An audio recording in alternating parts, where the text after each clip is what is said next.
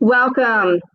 We're honored and joyed that you've joined us for Outgaze Film Festival, a virtual look at embodiment, inclusivity, and resilience.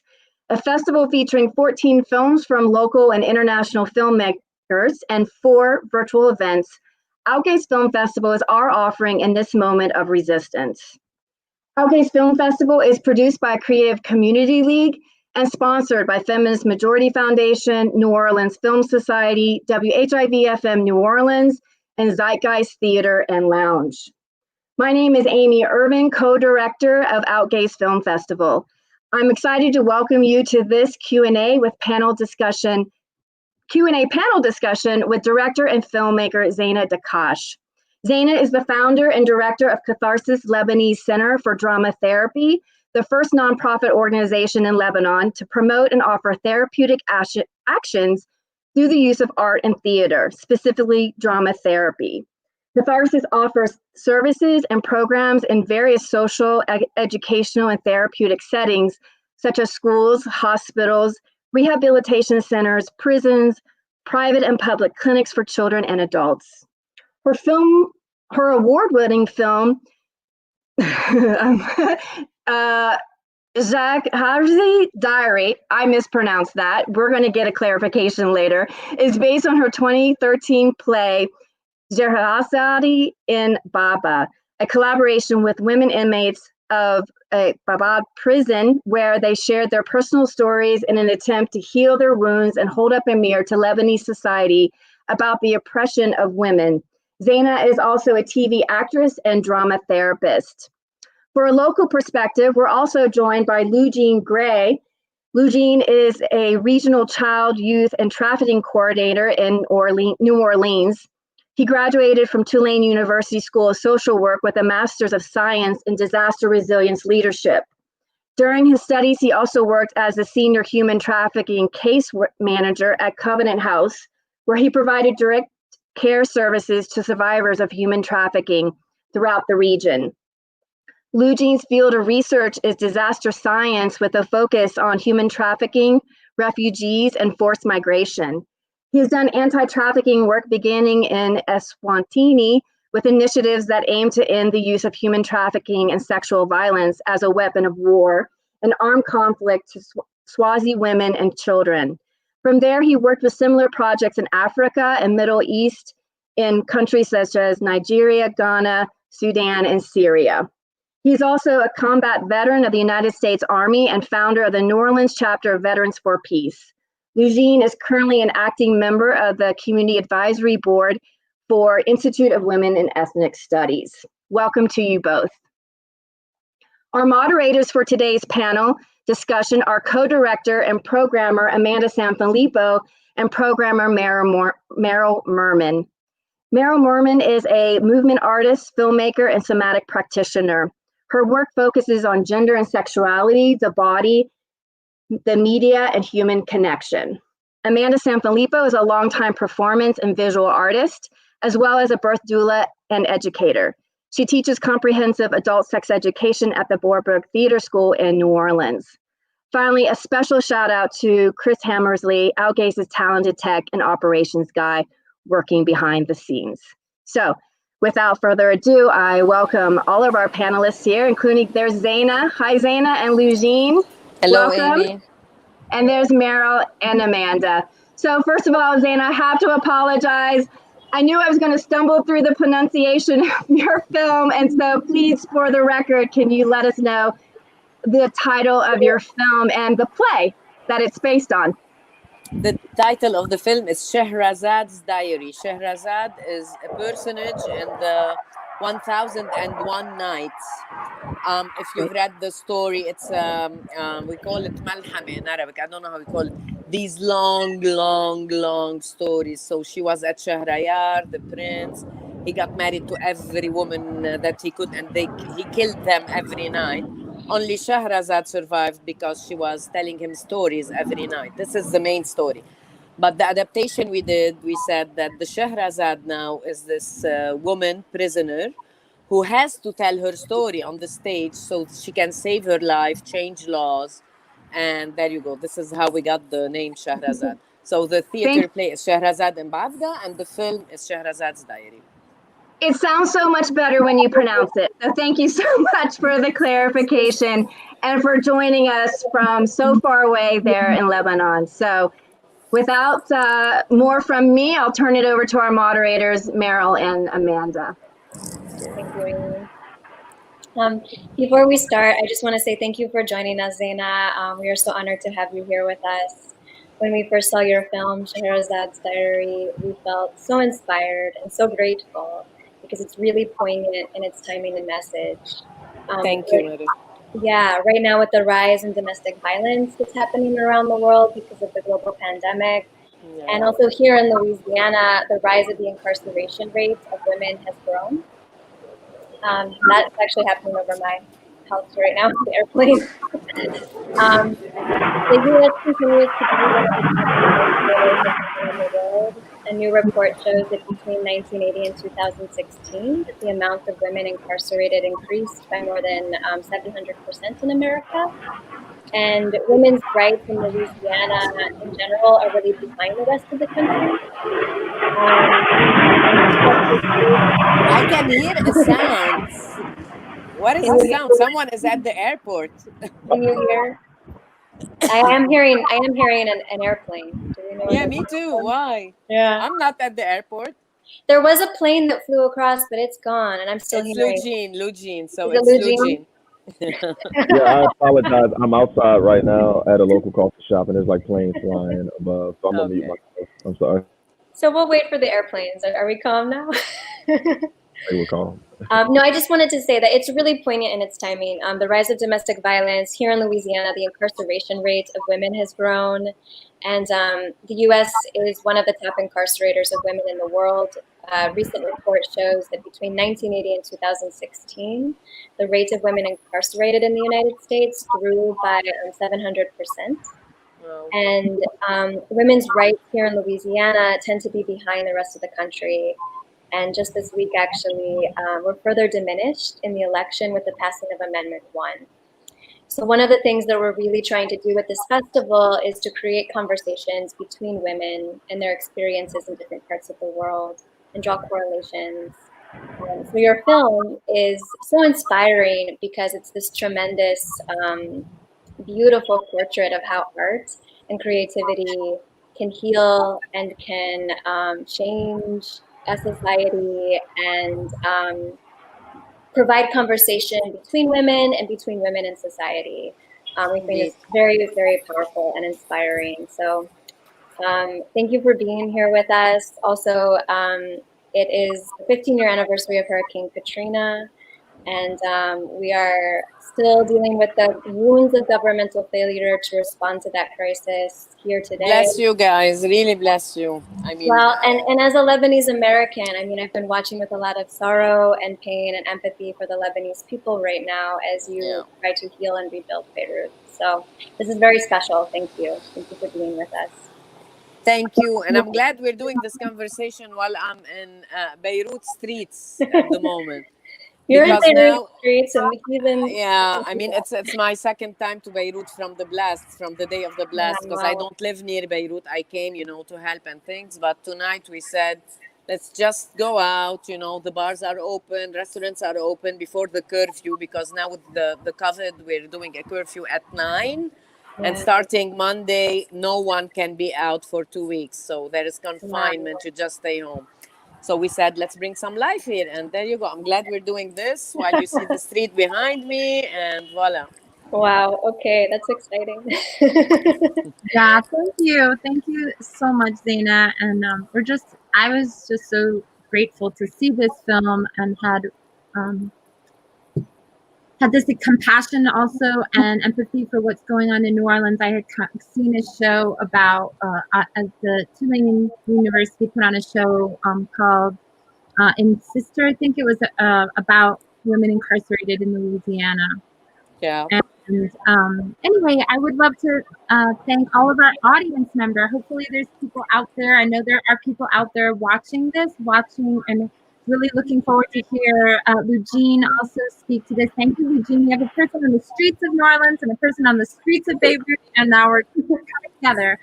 So that's really a powerful moment. And thank you all the people who are tuning into the live stream. And please type your questions. You can type your questions to Zeina, Eugene, Meryl, myself, and at any time, and you put them in the comment chat section. You'll see on the side of the screen where it says comments. And put those questions there as they come up for you, and then we'll answer them at the end. Towards the end, we'll respond to them in the last part of our conversation as long as we have time. So thank you again, audience, and all those who've watched the films and who are working in liberating folks from incarceration and from the pain that's caused just by having social structures that don't allow women to be their whole selves. Okay, thank you. So we have a few questions for you, Zeina, to start. You have been a pioneer, bringing I can't hear you well. There is a lot of noise. I don't know from where, but there's noise from somewhere. We can mute our mics if we're outside. Then we can maybe help. Does that help, Zeina? Yeah, I can hear you better, but there is noise. There's a lot of noise. Okay, go ahead, Meryl. Just tell me. I'll try to speak really loud. As Zeina, you have been a pioneer, bringing drama therapy to Lebanon and the Arab world, and you staged the first performance inside a prison in this region. You have spent so much of your career breaking open systems and mindsets and building new pathways. How was it personally for you to hear and portray the reality that many women are imprisoned outside the prison, that their actions are criminalized and punishable almost from birth? Yeah. So I'd like to point something that the Women Project came as a second project. I've been working for the last 13 years in Lebanese prisons, but mainly in the men prison. So the first project I've done was not in the women prison, was with men incarcerated in the most notorious, biggest prison in Lebanon called Rumie. And this is where I did an adaptation of 12 Angry Men. So we called the play 12 Angry Lebanese, you know, the famous play by Reginald Rose. This is where it all started. I never intended nor man nor woman. I said, these people are just there. They have definitely something to be said. They need to convey their messages. I had nothing in mind. The men, you know, they decided to work on the reduction of sentences because in Lebanon we have no parole. You have parole in the States. In Lebanon we had no parole back in 2009. And the play and the film 12 Angry Lebanese led to the implementation of such a law. So once this was achieved, I never intend to work with women. I didn't have a plan. I said, okay, so there you go. We're doing the reduction of sentences. That's enough. And then comes a call from the women prison, which is Baabda Prison. They send a message to the men's prison, the chief of the prison, and they say, send us this lady who is there, you know, she cares about men and the reduction of sentences. Well, we need her here because we need to convey something else. It was just like this. And luckily enough, we received another funding from Switzerland this time because definitely our government would never pay a penny. And I went there and I said, so ladies, what do you want to talk about? They said, we want to talk about men. We want to talk about men and then about men and patriarchy in this country. And this is what I never knew exactly that, you know, I didn't know that this could lead you to a crime. So most of them had killed their husbands just because, you know, early marriage. She got married at like 14 years old because this is not forbidden by the law in Lebanon. Got her first baby at 15 years old. The second baby at 16, 17, you know, she'd end up with 7 babies from an old man she never loved, who raped her daily. And this was, you know, I come from a different region. Lebanon is a bit of, it's a bit of different countries in one country, you know. So if you come from the city, you're a bit of the lucky one. If you come from a village, if you are Muslim, if you are Shia, if you are Sunni, you know, we have a lot of sects in Lebanon. It depends how your parents think and things like that. And I said, whoa, this is the next thing we're going to do. So we'll do a play with you and you're going to write the text. I didn't do any adaptation.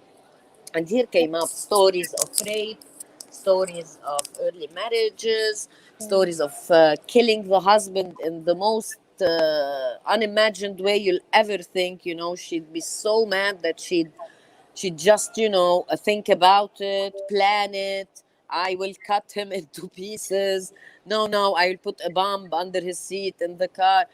And it was something. I mean, 3 years I worked with these women doing the Scheherazade project. And these ladies said there is a very important draft law that needs to pass is protecting women from domestic violence. So I went and I did my research and I found NGOs who were doing a beautiful job presenting a draft law to protect women from domestic violence. And I said, you need to use this play, this film, to create awareness so that all the members of parliament watch it. So we started inviting the members of parliament to the prison to watch the play, to sit there for a Q&A. We'd lock the door of the prison. They cannot go out. The media is there witnessing what they will do with the draft law, you know.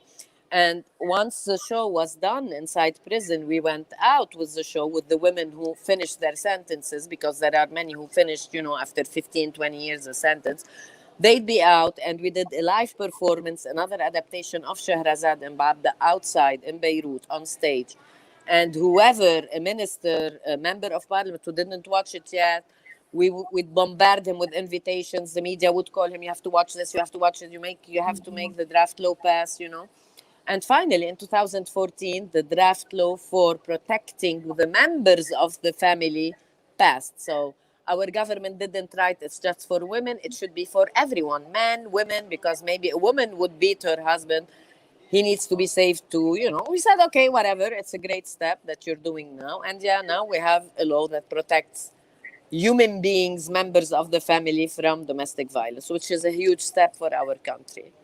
So how did it feel working all this? Definitely, I tell you, working with the women and the subjects was much heavier for me as a human being, hearing all these stories, than, you know, hearing the stories of the men who'd be more general. It's about anger. He cursed my mother. I killed him.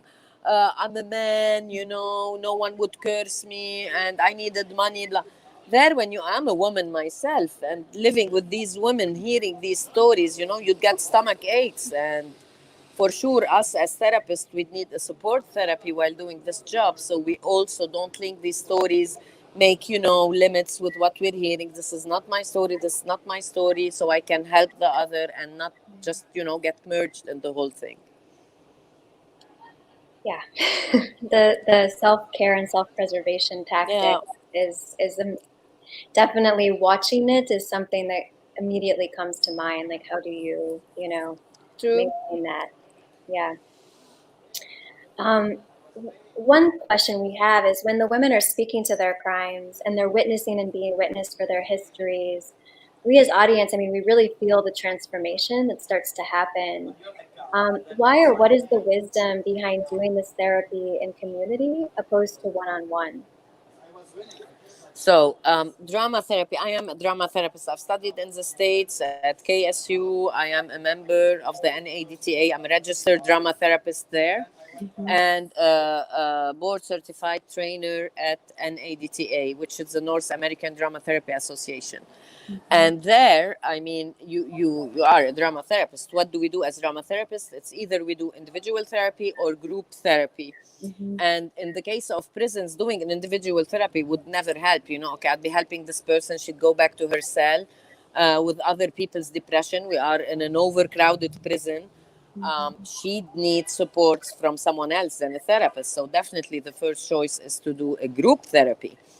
And the performance doesn't come unless they have finished around 80% of their own therapy. I mean, the kind of theater I do, is called self-revelatory performance, especially in Scheherazade. So it's once their therapy has been done in a huge way, intensively, after 10 or 12 months, that we start thinking about a performance, so that the therapy of the audience starts. So if you're not ready even to tell your story and you're not healed with it, I mean, you're not on stage. This is not the purpose. We're not here to show to people a story. We can write about it in a journal and a TV program. A film and a theater play coming out from a drama therapist is something to show that these people healed. Now it's your turn to heal as a person living in a patriarchal system who still believes that women are less than men, you know. They were not there on stage thinking anymore about their story. Not at all. They were there, you know, telling people, now, are you aware? I'm aware. Are you aware now? You know? Mm-hmm. So I hope I've answered your question. Absolutely, because the community becomes part of that. It's not even just the community of inmates; it's the entire community of like the ecosystem. You know, the people that come in. So if I want to do it this way, it's a step by step. I am a mean. I am just, you know, a mean, like a mean of transportation. What I offer is drama therapy.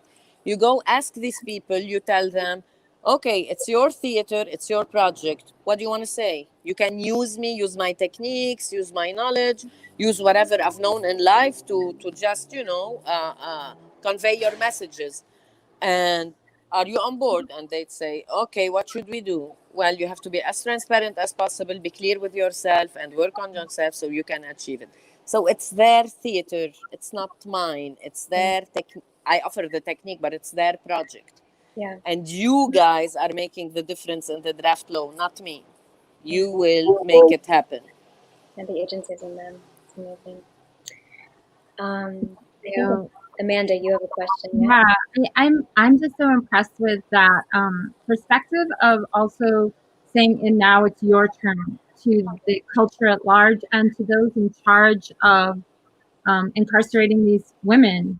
So as far as like bringing it also to the audience of the documentary, I think folks watching it are now also in some way responsible to respond to their own healing. And I felt that in my watching of the film, like I'm responsible now on some level to recognize what's going on. And in that, though, I have to say that there is this very humane way the film and the drama therapy is framed and experienced by the inmates. So when I watched the film, I felt this like very warm, the way that you held them within the drama therapy, within the work that you do, and being a vehicle for their stories had this humanity to it. And because of this humane way, the project, or the way it was offered to the women, viewers of the film, of the documentary itself, probably, I know this personally, had some misinterpretation of the conditions of the prisons in Lebanon. And so they felt like, oh, wow, it looks so warm and wonderful, and they have all this freedom of expression. But I just know that that's not the case. So I just love you to speak to the reality beyond just the position of the documentary and the drama therapy. True. I mean, that's not the question you're asking. I love the way you've seen things. And what I want to tell you is that the documentary is not even a name. What I do is I bring this camera, this video cam, to shoot for the whole process. So when I say I've worked there 3 years, I have 3 years of shooting. Because my intention is not to make a documentary. This is what I want to convey. This is what I want to do. I want her to say this. I'm shooting whatever they say. Then I'll watch them for another 2 years, which, you know, you'd be ending up like 290 hours of footage. And you'd see what was the best thing that would change something, a message to people and things like that. So it's just to how do you say, to reinforce what you're saying, that you feel something in this documentary where they are conveying things. You see their therapy. It's just because we really shoot for such a long time to be so credible. This is what they've done. This is how it was said, you know. I don't know if I went outside the comment you said, but I think that's all really powerful. And I also see like people viewing the film, they don't, there's this misinterpretation of the actual conditions of the prisons in Lebanon. And can you speak to the conditions a little bit, not, you know, as much as you like, around the conditions of the film? So there's not this misinterpretation that it's somehow this cozy place, which I've heard. Lebanon, okay, so in Lebanon, prisons are not a priority for our government, for our politicians. You know, it's I don't know if you know that, but in Lebanon, we don't have electricity 24 hours per day, neither. Since the civil war that ended in 91, we don't have electricity 24 hours per day. We live on generators half the time, and the other half is from electricity, because it's not a priority also for our government to deal with the gas, and and it's not their priority, to take off the garbage and it's not their priority, if you die in prison, and it's not their priority if I die in the blast. Nothing is a priority. We are in a corrupted system, in a corrupted government since ever. So imagine if me, as a civilian who's not a criminal, I don't have already electricity in my house. Would they care about me if I'm a criminal? If I've taken drugs, if I've killed my husband? No, I mean, I'm a criminal, so let me die there. So you are talking about overcrowded prisons. You are talking about a long way to get your sentence. I think in the States you are guilty, you are innocent until proven guilty. In Lebanon, you are guilty until proven innocent. So I would stay in prison, let's say, for 7 years, with a file of a murder. And on the 7th year, they'd say, "Oh, you're innocent. You can go out now." See, so there's a lot of injustice. There's a lot of slowness in dealing with things. We said again, it's not a priority. I mean, judges have other files to deal with. It's a whole system. I'm not, I don't want to be saying it's the problem of the judges, it's a whole cycle that's so corrupted. So yes, imagine in this whole situation of overcrowded, lazy sentences coming out, doing nothing. It's only the NGOs who work there. The government has no real initiative to educate them, to rehabilitate them. It's, you have to be on your personal NGO civil work doing it, and they tell you, yeah, go in, but we give you no penny. You bring your money, you do whatever. So I would teach drama therapy and things like that. Other NGOs would teach literacy. Other NGOs would teach them computer literacy. There is a priest who'd come and pray. This is what they see during their day, nothing else. Thank you. And on that note, I'd be curious to bring Mujin into the conversation. Mujin, one thing we are noticing in some of the feedback to the film is that many point out the differences that they assume exist between the circumstances of women in Lebanon and why and how they become criminalized there compared to those in southern Louisiana and America in general. Can you speak to the conditions of women and children you work with here in Louisiana? What are some of the factors that lead to becoming a victim of human trafficking or for women becoming unjustly criminalized in America? Yeah, I would like to say thanks first and foremost for having me on speaking, and I will say it's an honor to be present to be speaking here. And all of our struggles are interconnected. So from New Orleans to Lebanon, I would like to say once again thanks for bringing our struggles together and for Mero being that bridge.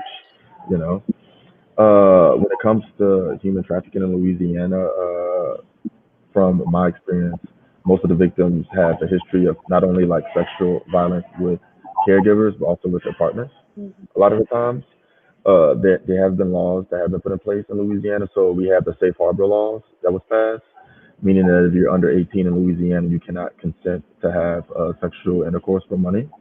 So instead of being penalized, like you would see with the Centolia Brown case in Tennessee and in other areas of America, you're given social services and you get redirected to shelter, whether it's like short-term placement or long-term placement, which is a big jump from me growing up here in the 90s, where if you were caught doing that, you would just be thrown in jail and given a sentence and have most of your life ruined. Even though Louisiana has very like liberal roots, in the 1870s, the woman suffragist movement in Louisiana, they passed one of the earliest amendments in America that gave like female voters female rights. We've seen with the passing of Amendment 1 recently that we still have like a long way to go, to ensure equality for everyone. One of the biggest factors that contribute to Louisiana human trafficking, I can only speak for Louisiana specifically, but it's kind of like a global factor also, is gender discrimination and poverty. the more gender discrimination there is, the greater likelihood there is for victims of human trafficking to go into that, to be put in that circumstance. The Anti-Trafficking Review has reported that like 70% of the victims of human trafficking are female, and those are in higher places where gender discrimination is prevalent. So although the state is making measures to combat human trafficking, there's still a long way to go. Only 20% of human trafficking victims are reported, and we see in other areas like in Arizona and Nevada and the Northern Territories, like in Ontario, the First Nations people, the Native American women are disproportionately affected. And when it comes to incarceration, St. Gabriel's Women's Prison in Louisiana and a lot of detention centers have announced overwhelming clients have been affected with COVID. So it's a lot that we have to work on. But I congratulate you all for highlighting this. Thank you. Thank you. Thank you. Is Zeina still with us? I think so. There she is. We're trying to mitigate our sounds. The connection would be better when I take off the video. So yeah, I think with me, I came inside, so it should be way better now. It's helping. Yeah. Being inside is helping. Okay. But yeah, thank you all for helping to make this flow. Zeina, or actually Amanda, can you ask the question from Creative Community League? Yeah, Zeina. So Creative Community League, which is the overall initiative that put the film festival together, is hoping to support and engage artists as voices really for social and political change in Louisiana. And one thing we found very inspiring in the film was that Fatima and other inmates went on to perform the play and to speak to what feels like these overwhelming conditions for women in patriarchy. And how does your NGO, Catharsis Lebanese Center for Drama Therapy, encourage the belief that art is one of the mediums for personal and political healing and for change? I didn't hear the last sentence. There's how does your NGO Catharsis encourage the belief that art is one of the mediums, the ways and medium for personal political healing and for change? I think I've answered this question just when I told you also about the project before. I mean, I go inside and I ask these people whether they are inmates, Syrian refugees, because I also work with Syrian refugees, Palestinian refugees in the country. I work with migrant domestic workers. As I said again, it's their theater. I go in just, like a total virgin brain, and I say, what do you want to say? And they start telling me, we want to say this, we want to do this, we want to change this law. That is a decision that needs to, for example, the migrant domestic workers.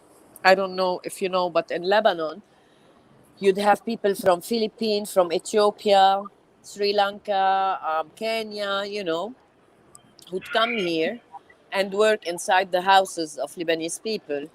And as soon as they are here, the madam, the person who got them, they take off their passport, keep it with them, and they'd be like slaves, unfortunately slaves, inside these houses, working 24 hours per day, getting nothing paid, things like that. So I did a play with these people, definitely with the clearance from the families who would allow them to be on stage. And these guys, I told them, what do you want to change? They said there is a decision that came from the Ministry of Justice 2 months ago, and that forbids us to fall in love, to get a vacation, to just, to be human beings. And I said, okay, the play will have a huge bunch about that.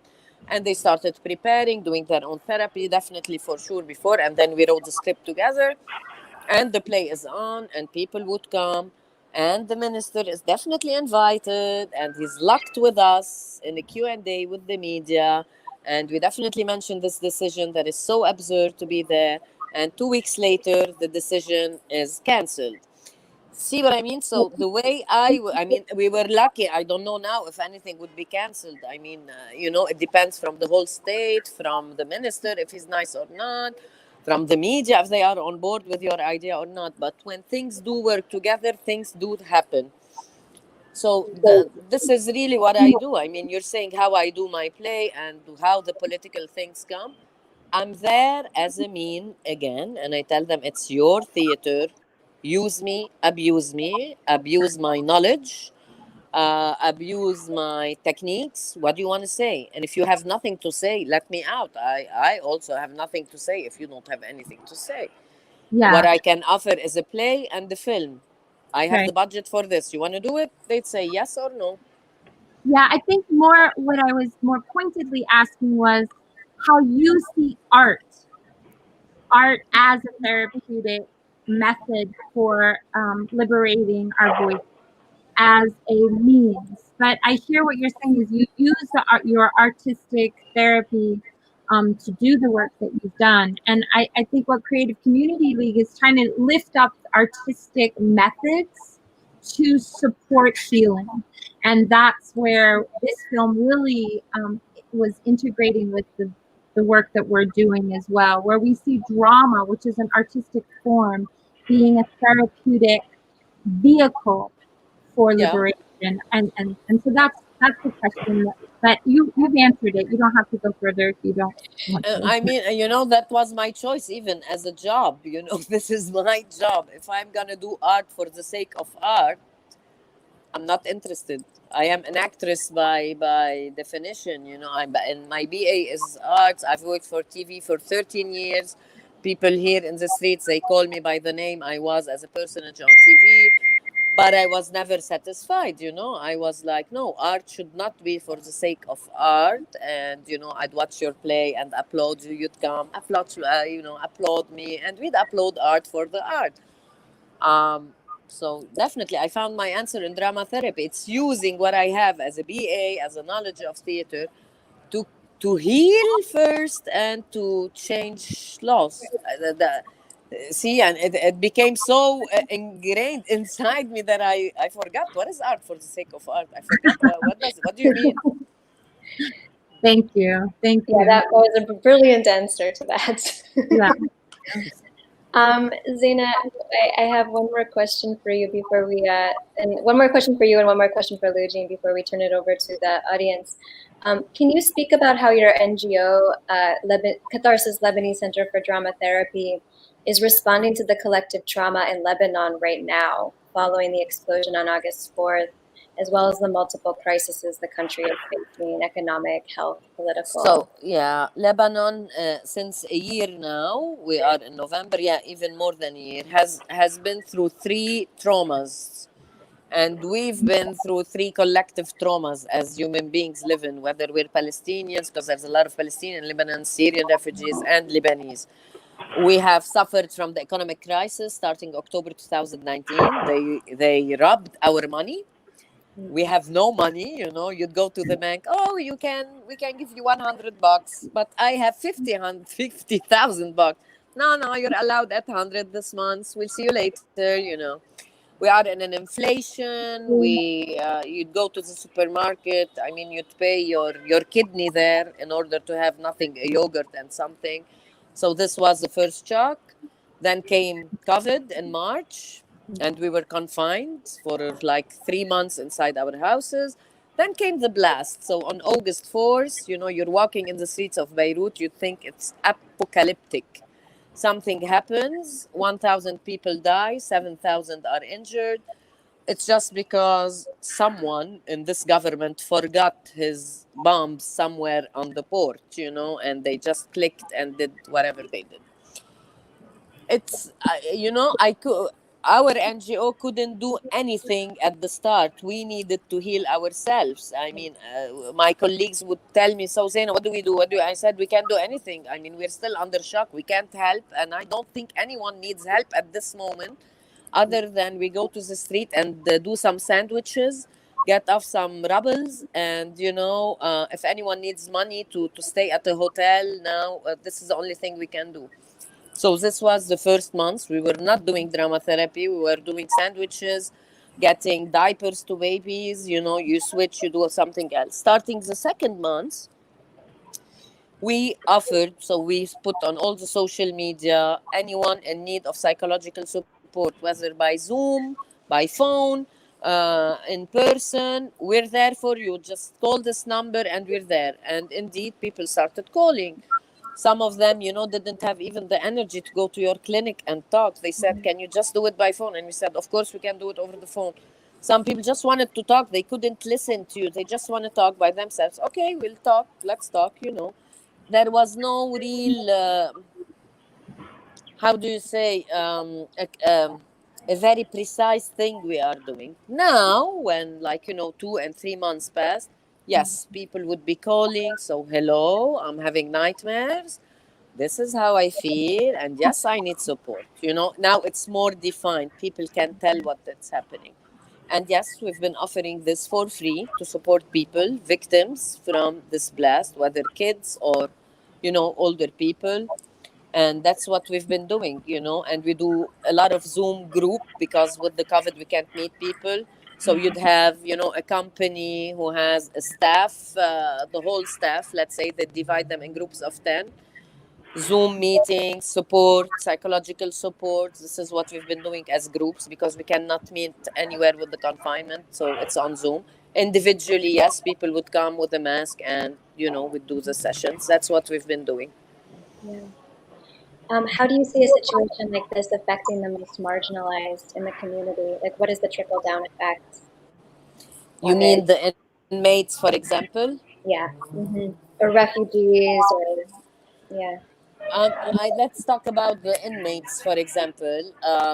Well, they are very affected by COVID right now because COVID entered the prisons. So you have a huge number. They are there, overcrowded prisons.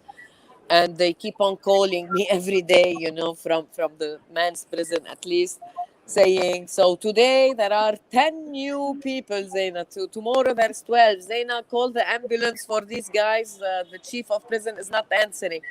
This is how we'd be helping from outside. But they are doing, in a way, similar like us, but they didn't suffer from the blast, at least, They are there a bit more protected. They are not really in Beirut. Definitely, some of them have families who've been injured. But what I can say, the very big thing is COVID because they can't receive visits at the moment. We cannot see them.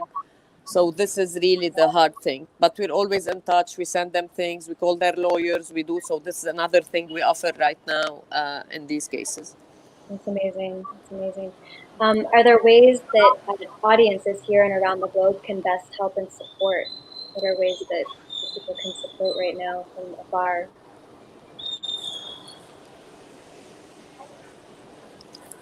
Sorry, you're talking to me, Meryl? Yes. Are there ways that audiences here and around the globe can best help and support? I mean, we always ask for any donation that can come. Even $100 would help, in buying some Dettol, Dettol for the prisons to clean, masks. We still help with diapers with kids, families who lost their homes, or even as an encouragement for us because we are offering for free all the psychological support so we can, get paid for whatever we're doing now. So definitely to donate, we'd really appreciate that. They can contact us. They can wire transfer the money. I mean, just like you said, they can contact us and we'll give them more details. Thank you, Meryl. Yes, of course. Yes. And really quickly, before we turn it over to the audience, Blue Jean, just to connect a little bit of what's going on in Lebanon right now with kind of an ongoing struggle around mental health here in Louisiana. Yes. As a survivor of Hurricane Katrina and your continued activism and involvement in the rebuilding process since, can you speak to how the psychological wounds of governmental failure have continued to affect the women and the children that you work with here in Southern Louisiana? What is the legacy of this trauma on this community? Yes, so when Hurricane Katrina hit, I was a teenager. I was like 17. It hit like right before my birthday. So 2/3 of the police department had left, no power, water everywhere. And in Louisiana, especially in New Orleans, it's a primarily African American community, and we don't have a language around like therapy and mental health and dealing with the trauma. You know, we kind of like forget it, or we just go to church about it. You know. So now that I'm adult and I became a case manager, I started to see a lot of those kids who were born during that time exhibit those have PTSD. You know, they didn't know where it came from, and we're seeing this throughout the school systems. They call them Katrina babies, and they're just dealing with it. But now we're fortunate enough to have like a language is slowly becoming normalized within the African American community to seek help. You know, it's not about, especially if you're African American male. You know, it's not. It doesn't make you less masculine. You know, it doesn't make you more feminine or anything. To get help because we all need it. You know. I would like to thank Zaina because there's a quote by Nina Simone that literally just popped in my head. She said, "The duty of the artist is to reflect the times in which they live." And I think Zaina had pointed out earlier that she doesn't do like art for art's sake, you know. So I think not only being an artist, but using your art to express social injustice and exploitation and government failure in any way, it's kind of like a beautiful, empowering thing, you know. And it brings a light on darkness, you know, and things that governments and people don't want you to see because nobody wants to talk about what's going on with incarceration, especially female incarceration. Louisiana is like the prison capital of the world, and there's little to no. It's really hard to find information. They don't talk about it in schools. There's no education about it. I didn't know about how bad Louisiana was. I was like deep into my 20s, and I grew up here. You know, so I just want to thank Zaina again for like highlighting that. You know, all our struggles are interconnected. So when you do something there, it kind of highlights it everywhere. Thank you, Eugene. Thank you. Anytime. Thank you. All right, I think we have about 12 minutes left for audience questions. I would like, Meryl, can I just ask Eugene as well? Eugene, is there a way that you would like us to act locally, or how we can be called to action within the local frame of Louisiana and New Orleans to support that work that you're doing or the work that Yes. we've done? Yes, you can support the local child advocacy centers. There's multiple child advocacy centers throughout Louisiana. There's one in New Orleans. There's one in Jefferson Parish, Monroe, Baton Rouge, and they have they're all self-funded, you know, so they all have to raise their own money, you know, and any child that comes across like sexual abuse, they go to the child advocacy center to get the forensic interview done instead of appearing before the court and their abuser and being re-traumatized again. The child advocacy center is a place where they can go in a trauma-informed space. They talk to a social worker and they give their they give their account of what happened. It's filmed and it's admissible in court. So it's the number one thing when it comes to helping the children out, you know. So you can support your local child advocacy center. That would be great, you know. Great. Thank you so much, Eugene. Yeah. Great. All right. From, do you want to go to Amanda? Yeah, this is from Maya Holtzinger or Maya Pulcheria.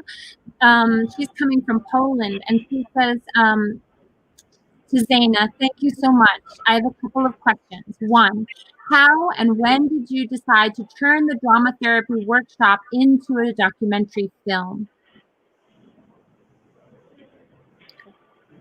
Zaina, you're muted. Thank you. I was saying thank you, Maya. Very nice question. As I said, this was the second project I've done in prisons. The first one was inside the men's prison. I had no intention whatsoever to ever do a documentary.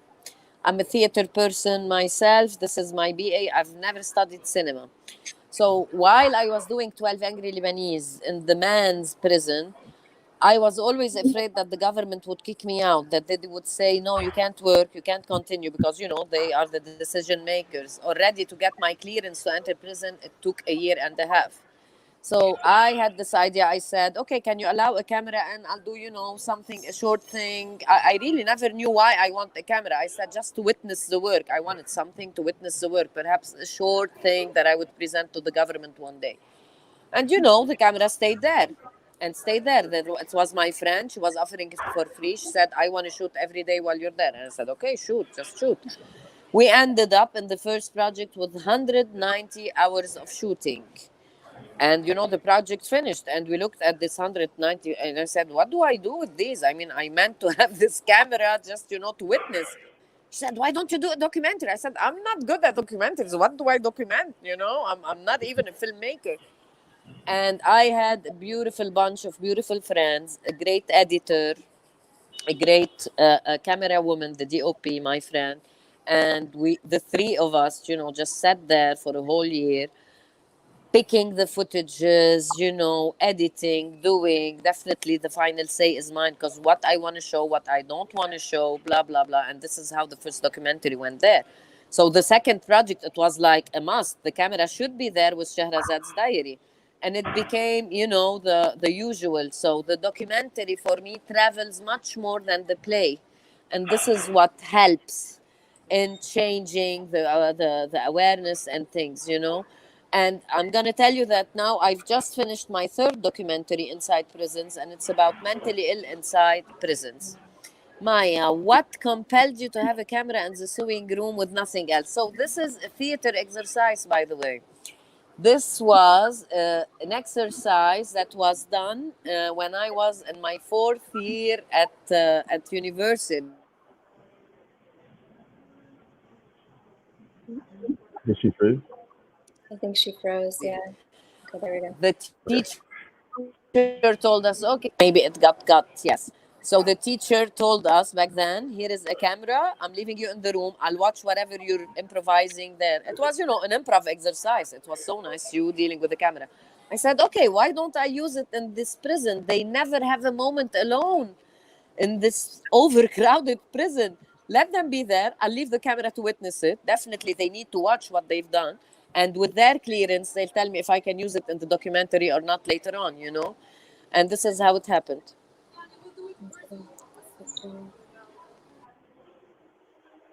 All right. Okay, so Susan Tilley, this is to Zeina. The film is so uplifting despite the dark stories. Thank you. Congratulations on your success passing the domestic violence law in Lebanon. How well is it being enforced today? So since 2014, we said we have a law to protect members of the family from domestic violence. The good news is now, if I get beaten from my husband, I can go to the police station and they would fill, info about it. And there's a judge allocated to protect me. Before, you'd never hear about this. So yes, we're doing much better than before. Is it the top? No, because there are still some it depends from the region where it happens. The policeman might be, very patriarchal and he'd not fill it up for you. But we're working on making it more and more and more implemented. That's interesting. Yeah. Is there a way? Lucy asked. Eugene asked. Sorry, Eugene. That was in the private chat. That was in the private chat. But I think it's important. We want to see, Zeina, what is the entry point into doing drama therapy work in this context? What is the entry point? Like, how did you enter into that? So first of all, in 2007, I had the idea. No, in 2006, it was July war inside Lebanon, and we were all locked because there was war in Lebanon and things. And I said, okay, now what do I do? This is a project I had in mind long time ago, and I'd love to do it. So I started, looking first for the funding. And I found that the Union Européenne, the European Union, would fund such thing. So they gave the funding. They loved the idea. However, the government would not accept that I do the project. They said, no, you're a media person. You cannot do this. You're going there to get, things from them. You're going to be in the media. You'll tell the people that we're not good people. And I said, no, not at all. Then they said, no, you're doing politics. No, I'm not doing politics. I'm just, doing arts and drama therapy. It took a year and a half after I received the funding to do the whole project. Imagine. A year and a half of, I don't know if you know Woody Woodpecker, who used to go, he knocks on wood with his... They called me Woody Woodpecker. I remember the general prosecutor calling me Woody Woodpecker.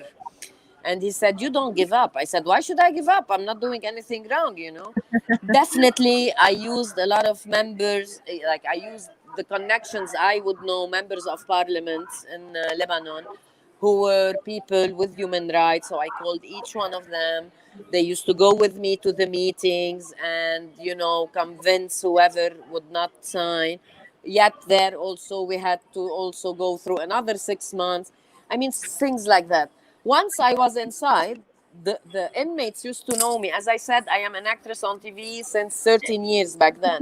So they knew me. They said, oh, here comes the actress. We're going to do theater and clowning. I said, no, it's not clowning, guys.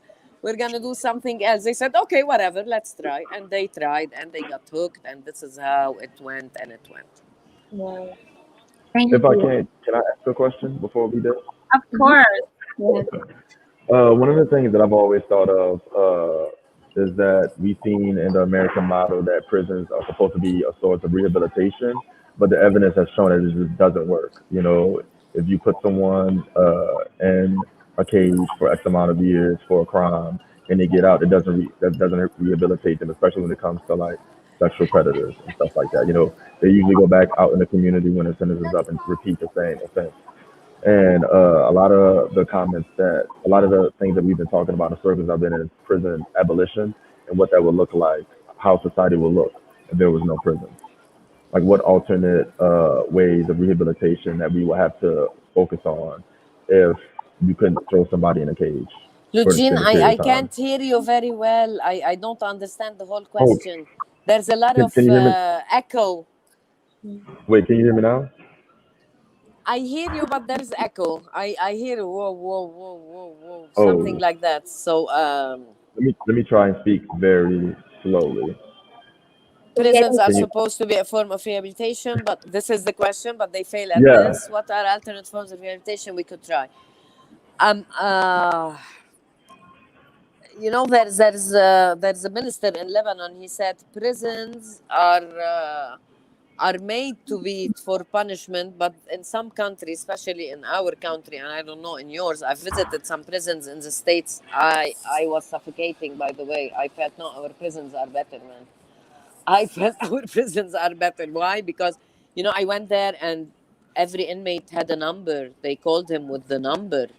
Hey, number one, come here. Hey, you, number 101, go up, In Lebanon, your name is still Tony, is still Ahmed, it's still Ali.